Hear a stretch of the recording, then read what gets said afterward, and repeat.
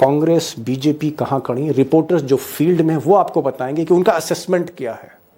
और रिपोर्टर्स वाकई दिग्गज है, जर्नलिस्ट हैं, टॉप जर्नलिस्ट हैं। हमारे साथ हेमंत अत्री होंगे जिनको रिपोर्टिंग का किंग ऑफ हरियाणा कहते हैं। हमारे साथ ग्राउंड जीरो से, हरियाणा के बीचों बीच से रविंदर सिंह जुड़ रहे हैं। और आज अशोक वानखेड़े टाइगर को फिर मैंने स्टूडियो बुलाया है। तीनों को सुनिए, खुद नतीजे पे पहुंचिए कि हरियाणा के कुरुक्षेत्र में होने क्या जा रहा है। क्या वाकई मोदी हारने जा रहे हैं और राहुल गांधी की बल्ले बल्ले होने जा रही है। पहला सवाल मेरा हेमंत अत्री साहब से। हेमंत जी, ये तो बात तय है कि कांग्रेस जो है कहीं ना कहीं फोर फ्रंट पे दिख रही है, कांग्रेस एजेंडा सेट कर रही है हरियाणा का, इसमें कोई दो मत नहीं है। लेकिन ऐसा लोग कह रहे हैं, इनपुट्स इस तरह की भी आ रही है कि अभी कई सीटें फंसी हैं। It's not a cake walk for Congress. ये कोई बहुत आसान सफर नहीं है, आसान डगर नहीं है। क्या आप मानते हैं कि कई सीटें ऐसी हैं जहां पर चुनाव अभी भी फंसा हुआ है, या फिर आप एकदम से क्लीन स्वीप दे रहे हैं? Are you giving clean sweep कि कांग्रेस सुपड़ा साफ करते हुए सरकार बनाने जा रही है, या रुकावटें हैं, बैरियर हैं? दीपक जी, आज मैंने आपके और सारे दर्शक साथियों के लिए एक नए तरीके से एक्सरसाइज की है, बिल्कुल नए तरीके से, जो हम रोज करते हैं उससे हट करके की है। और ये किया कि एक्चुअल स्थिति ग्राउंड रियलिटी पे है क्या, विद डेटा एंड फिगर्स। आज की तारीख में दीपक जी, जो आपने कहा पॉइंटेड सवाल है, पॉइंटेड जवाब। टाइगर गौर से सुनिए, बड़ा बिग ब्रेकिंग, बहुत बड़ी एनालिसिस देने जा रहे हैं ऐसा लग रहा है। हरियाणा के अंदर आज की तारीख के अंदर कांग्रेस 51 सीटों पर बिल्कुल स्पष्ट जीत पर है, स्पष्ट, कोई कंफ्यूजन नहीं। 9 सीटों पर भारतीय जनता पार्टी स्पष्ट जीत पे है, कोई कंफ्यूजन नहीं। 6 सीटों पर अदर्स क्लियर है, जिसमें एक आध आईएनएलडी का भी है, एक आध बीएसपी का भी है, एक आधा इंडिपेंडेंट भी है, जैसे गन्नौर इंडिपेंडेंट है, सावित्री जिंदल इंडिपेंडेंट है, लाइक दैट। अब ये सीट हो गई very specific, will talk, targeted. 51 Congress, 9 BJP और 6 इंडिपेंडेंट्स, कितने हो गए? 66। 24 सीटें हैं दीपक भाई जिन पर खेल है। अब उनको भी तोड़ दीजिए, कुछ भी रखिए मत, सारा तोड़ दीजिए। 24 सीटें बची। उन 24 सीटों में से 5 सीटों पर तिकोना मुकाबला है। 5 सीटों पर वो किस किस का है? बीजेपी, कांग्रेस और अदर्स। ठीक, 9 सीटें ऐसी हैं जिसके ऊपर BJP versus Congress direct fight है, कुछ भी हो सकता है। और इसके अलावा कांग्रेस वर्सेस अदर्स 6 सीटों पर फाइट है। तो ये 90 की 90 सीटों का एक ब्रॉड मैंने आपको पिक्चर दिया। अब इसमें आप एक चीज देखिए, ये जो 90 सीटों का मैंने ब्रेकअप दिया आपको, अगर बीजेपी वाली 9 सीट छोड़ दीजिए आप, और 6 सीट जो अदर्स की क्लियर की, उन 15 को छोड़ दीजिए, तो बाकी सभी 75 सीटों पर कांग्रेस फाइट में जरूर है। तो ये कह देना कि कांग्रेस किसी भी सूरत के अंदर इससे नीचे आएगी 51 से, वो मुझे आज की तारीख में मुमकिन लगता है। नंबर 1 बात। अब दूसरा जो आपने सवाल पूछा, अब असली खेल पे आ जाइए आप, बिल्कुल स्पेसिफिक। हरियाणा के अंदर आज की तारीख में दीपक भाई चुनाव है जनता बनाम भाजपा का। ठीक, कोई सारे साथी बैठे हैं, सबका मैं चाहूंगा कि इस पे ये थोड़ी अजीबोगरीब बात कह दी अत्री साहब। जी। अभी आप कांग्रेस की बात कर रहे थे, अचानक आपने एकदम से पलटा मारा और आपने कह दिया कि साहब चुनाव तो ये बीजेपी और जनता के बीच में। मैं समझा नहीं जी, मैं बता रहा हूं। अभी आप कह रहे हैं कांग्रेस 50 सीट पर है जी, अब आप कह रहे हो कि साहब चुनाव जो है वो कांग्रेस बीजेपी का नहीं, जनता वर्सेस कांग्रेस बीजेपी है। इसीलिए कांग्रेस का चुनाव हुआ ना, जनता बनाम बीजेपी हो गया। जनता बीजेपी को सबक सिखा रही है, कांग्रेस बाय डिफॉल्ट उसका मुनाफा में फायदा हो गया, सीधी सीधी बात। इसमें तो कोई कंफ्यूजन है ही नहीं। दूसरी महत्वपूर्ण बात जो मैं आपको कह रहा था, असली बात क्या है दीपक जी, चुनाव है जनता बनाम भाजपा। और जो अमित शाह, जो चाणक्य जिनको आप बार बार कहते हैं, उनका गेम क्या है? उनका गेम बहुत साधारण है कि चाणक्य का गेम जी बहुत साधारण है। कांग्रेस को किसी भी सूरत में येन केन प्रकरण, साम दाम दंड भेद, जो कुछ धरती पर संभव है, एजेंसियां, उसमें सारा पैकेज है, वो उस सब को लगा करके कांग्रेस को किसी तरीके से 44 पर रोक दो, केवल 44। Okay, got it. इसके लिए गॉट द पॉइंट। मैं आऊंगा। मैं अत्री साहब बहुत बड़ी बात बोल गए, बहुत बड़ी बात बोल गए टाइगर। इनका यह कहना है कि जो इस वक्त अमित शाह हैं, मोदी जी के चाणक्य, इनका जो टारगेट है, जो फोकस है, वो ये है कि कांग्रेस जो 51 सीटों पर आगे चल रही है, इनको 7-8 सीटों पर किसी तरह से शिकस्त दो, कांग्रेस को 45 के नीचे लाओ, बहुमत के आंकड़े से नीचे लाओ और फिर गेम खेलो ईडी के साथ, सीबीआई के साथ, अडानी अंबानी के पैसे के साथ। लेकिन मैं अब जरा किंग के पास आ रहा हूं। किंग अत्री, एक सवाल का जवाब तो देना होगा अब आपको। भाई इन्होंने कह दिया, रविंदर जी ने, कि Anil Vij, one of the senior most leader of BJP, senior most, unchallengeable, वो हार रहे हैं चुनाव। अनिल विज जो मुख्यमंत्री बन सकते हैं, ये कह रहे हैं जो सिटिंग चीफ मिनिस्टर बीजेपी के हैं, नायब सिंह सैनी, वो हार रहे हैं। Captain Abhimanyu, the richest candidate, वो हार रहे हैं। क्या तीनों ही हार रहे हैं किंग? ये जनता बनाम चुनाव है दीपक जी, इसमें कोई भी हार सकता है, कोई बड़ी बात नहीं इसमें, और कोई अतिशोक्ति नहीं है। हकीकत की बात यह है, हकीकत की बात, आज क्यों गए नायब सिंह सैनी कंस्टिट्यूंसी में अपने, क्या नाम, अमित शाह अपनी कंस्टिट्यूंसी में सीमित होकर रह गए। आपको पता होगा अभी तक वो 10 से 12 जनसभा कर पाए पूरे कैंपेन में, जबकि नायब सिंह सैनी, हाँ, वहां फंसे हुए लाडवा के अंदर, और घर घर जाके हाथ जोड़ने पड़ रहे हैं, लोग उनका हाथ पकड़ने को तैयार नहीं। इशू को समझना पड़ेगा दीपक जी। क्या है इशू? ये है कि 90 सीटों में, जो मैंने बताया ना कि ये 9 सीटें बीजेपी जीत रही है। अगर आप किसी बीजेपी वाले को कहेंगे, क्योंकि मैंने तो अपनी कैलकुलेशन, सब फीडबैक साथियों से बात करके सबसे लिया, बीजेपी के किसी नेता से पूछेंगे तो वो 9 की 9 कंफर्म नहीं कर सकता। हकीकत ये है। और हरियाणा के अंदर प्रॉब्लम क्या है कि हकीकत में बहुत सारे लोग ये कहने लगे हैं कि अगर अमित शाह ने बहुत ज्यादा उछल कूद की और ज्यादा एग्रेसिव हुए और जो हरकतें चल रही है, आज आपको पता है, एक बहुत बड़ी खबर बताता हूं आपको। 6-7 दिन पहले गोपाल कांडा के घर से बीजेपी का झंडा उतार दिया गया था।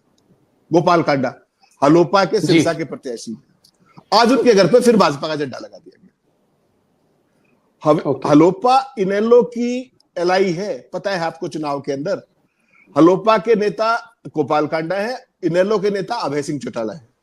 अभय सिंह चौटाला ने 2 टूक ये कहा था कि अगर हलोपा बीजेपी के साथ जाएगी तो हम उनसे वास्ता नहीं रखेंगे, और उनके घर पे आज फिर झंडा लग गया। अभय सिंह कहां है? आप समझिए बात को, मैं जो कहना चाह रहा हूं आपको। बीजेपी के अमित शाह का गेम क्या है? आपने जो 51 सीट मान ली, वो 51 नहीं है दीपक जी। उसको, वो मैंने अभी जो आपको क्लियर ट्रेंड बताए वो है। उसके बाद जो 24 सीटें बचती हैं, 51, 9 और 6, उन 24 की 24 पे कांग्रेस मुकाबले में है, तो इतना आसान नहीं है। और हरियाणा की जनता मरोड़ निकालेगी। अमित शाह के लिए, जेपी दलाल के लिए कोई स्कोप नहीं छोड़ने वाली, कोई भी स्कोप। जो कर्नाटक में हुआ ना कि कितने ही तोड़ लो सरकार नहीं बन सकती, हरियाणा के अंदर मैं जो आपको 58, 60 +-2 कहता हूं ना, अगर ये चुनाव कांग्रेस पार्टी ने सेल्फ गोल नहीं किया, मैं फिर कह रहा हूं अगर नहीं किया, तो कांग्रेस पार्टी 70 क्रॉस कर सकती है, ये मान के रखिएगा बात।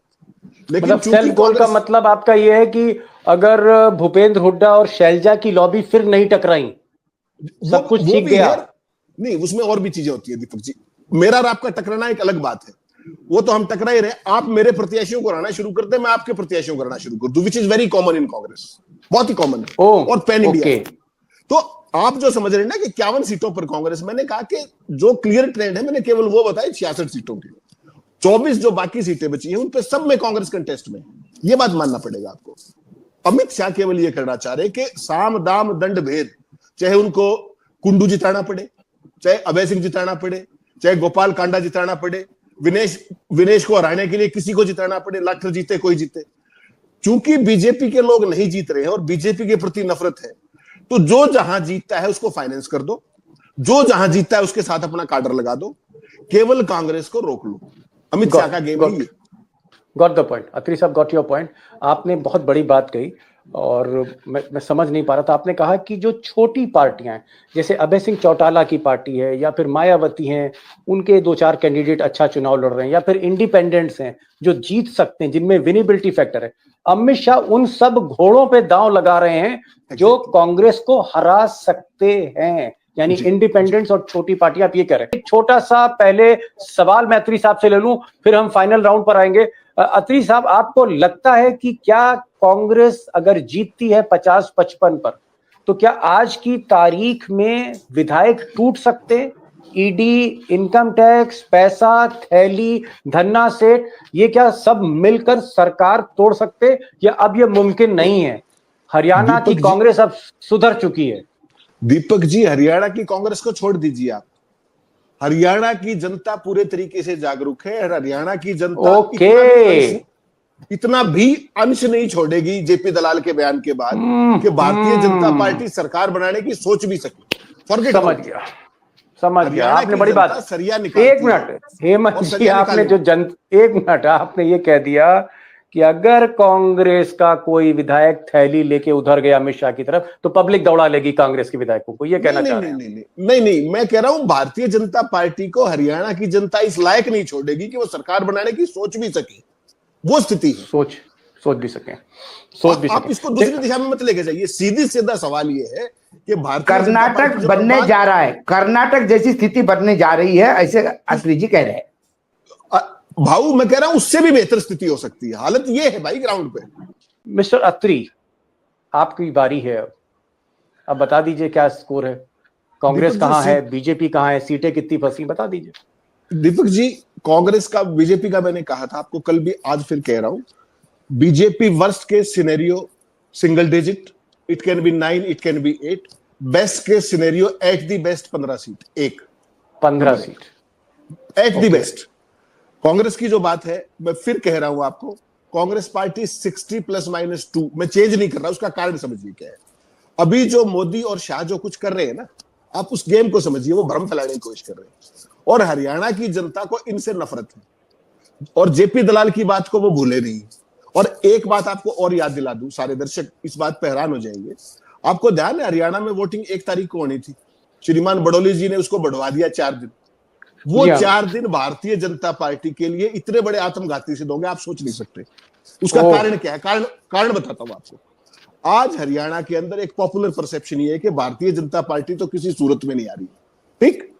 और जब जो 4 दिन एक्स्ट्रा मिलेंगे, ये भाजपा की करारी हार का जो हवा है, ये पूरे हरियाणा के न्यूक एंड कॉर्नर में फैलेगी। जो भाजपा को लाभ होना था वो उनके सत्यानाश में बदल जाएगा। आप समझ रहे हैं? वो 4 दिन एक्स्ट्रा मिल गए उस प्रोपेगेंडा को हर न्यूक एंड कॉर्नर और हर फ्लोटिंग वोट तक पहुंचने के लिए। 2 बातें आपने कही। आपने कहा कि इलेक्शन कमीशन ने बाद में जो 4 दिन बढ़ा दिए, ये जो 4 दिन बढ़े हैं उसमें और मट्टी पलीत भाजपा की होगी। अगर चुनाव पहले हो जाता 4 दिन तो हो सकता है कुछ ना कुछ बरकत रहती, लेकिन ये 4 दिन और भारी पड़ेंगे, ये आप कह रहे। दूसरी बात आपने कहा कि मैं, आप टच से मस्त नहीं हो रहे, आपने कहा 60 सीट, 60 +2, 60 -2, यानी 62 से 58 के बीच कांग्रेस की सीटें आ रही हैं और बीजेपी को आप 15 से ऊपर नहीं ले जा रहे हो, आप वहीं पर अटके हो। अत्री साहब क्यों अटके हो, ये तो फिर 8 तारीख को पता लगेगा क्या होता है। मैं जरा लास्ट लाइन फ्रॉम हेमंत अत्री। हेमंत जी, एक लाइन में, क्या ब्रांड मोदी हरियाणा में डाइल्यूट हो रहा है? क्या ब्रांड मोदी नीचे आ रहा है? ब्रांड मोदी वो ब्रांड मोदी नहीं रहा जहां मोदी के नाम पर हरियाणा बार बार चुनाव जीत रही थी। दीपक जी, 2 लाइन का स्पेस दीजिए, एक का नहीं 2 लाइन चलिए। मैंने पहले दिन आपके उसमें शो में कहा था कि हरियाणा में आपको कुछ करने की जरूरत नहीं, केवल मोदी और खट्टर को घुमा दीजिए, मोदी और खट्टर को घुमा दें, दोनों को घुमा दीजिए। आज हरियाणा के अंदर आपको जानकर हैरानी होगी, सबसे पॉपुलर डिमांड किसकी है उसके लिए, प्रचार के लिए? मनोहर लाल खट्टर की डिमांड है हरियाणा में सबसे ज्यादा। सोच क्या कह रहे साहब? अभी तो आप कह रहे थे कि मनोहर लाल खट्टर को मंच पे नहीं बुला रही मोदी और शाह, अब आप कह रहे हैं उसकी डिमांड सबसे ज्यादा है। ये क्या बात कर रहे हैं आप? कॉन्ट्रडिक्टरी बात बोल रहे हो आप। हरियाणा कांग्रेस का हर प्रत्याशी भगवान से हाथ जोड़ के प्रार्थना कर रहा है कि मेरे यहाँ मोदी आ जाए और मोदी ना आए तो खट्टर आ जाए। ओह माय गॉड, आप कैसे कह सकते हैं? 90 प्रत्याशी चुनाव लड़ रहे हैं भाई, और 90 के 90 ये चाहते हैं कि हे भगवान मेरे यहाँ मोदी आ जाए, और मोदी ना आ पाए तो खट्टर तो जरूर आ जाए। आप किसी से पूछ लीजिए कांग्रेस के प्रत्याशी से, हरियाणा में हालत ये है। मतलब जहां मनोहर लाल खट्टर जाएंगे वहां खटिया खड़ी होगी। बहुत बहुत शुक्रिया अत्री साहब, आप लोग हर चैनल पे आपकी डिमांड है, हर आदमी आज आपका फोन मांग रहा है कि आपको सुनना चाहता है। मुझे तो लगता है कि खट्टर और नायब सिंह सैनी और मोदी जी और शाह साहब और भूपेंद्र हुड्डा, शैलजा, अत्री साहब को ही सुन रही है।